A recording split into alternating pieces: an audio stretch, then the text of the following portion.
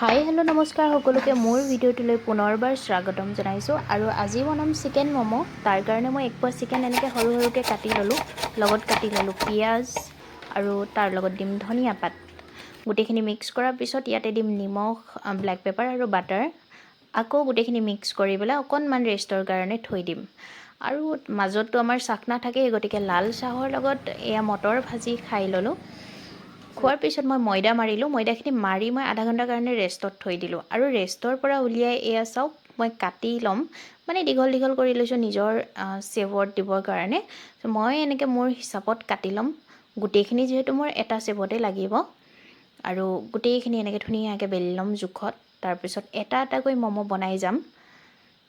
দেখিছে ম'ম'খিনি মই চিকেনখিনি মাজত দি ম'ম'টো এনেকৈ ৰেডি কৰিছোঁ আপোনালোকে নিজৰ ডিজাইনত কৰিব পাৰে চাওক মোৰ কেন ভৰি গ'ল আৰু এইখিনি এতিয়া সিজাম তাৰপিছত খাবলৈ ৰেডি এণ্ড দেন আকৌ এবাৰ লগ পাম আপোনালোকক নেক্সট ভিডিঅ' এটাত বাই বাই